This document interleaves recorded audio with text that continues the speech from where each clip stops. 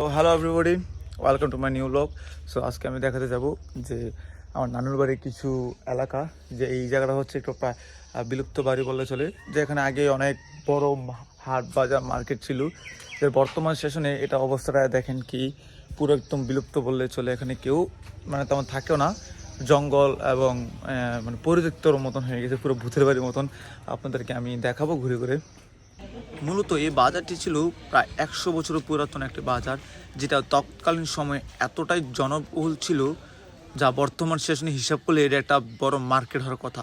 কিন্তু সময়ের পরিপ্রেক্ষিতে এই ব্যবসাটা ধীরে ধীরে মানে এই মানুষের চিন্তাধারণা ধীরে ধীরে ডাউন হতে থাকে, বলতে ব্যবসা ডাউন হতে থাকে। এখানে মানুষ আসা কমে, আড্ডা দিতে, আড্ডাখানা ছিল এটা। তাই একটা পর্যায়ে এখানে ব্যবসা সব কিছু বন্ধ হয়ে যায়। এই জায়গাটি হচ্ছে কুমিল্লা জেলার বুড়িচং থানার মালাপাড়া ইউনিয়নের একটি বাজার, যেটাকে সবাই মালাপাড়া বাজার হিসেবে চিনে।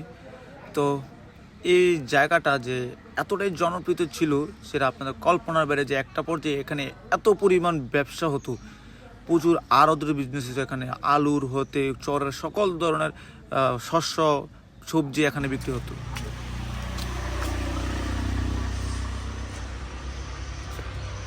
এই জায়গাটা পুরোটা ভূতের বাড়ির মতো হয়ে গেছে।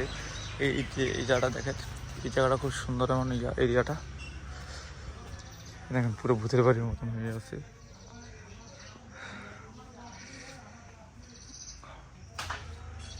এরকম কার নানুর বাড়ির আশপাশ এরকম অবস্থা হয়ে আছে পরিত্যক্তের মতন, অবশ্যই কমেন্ট বক্সে জানাবেন।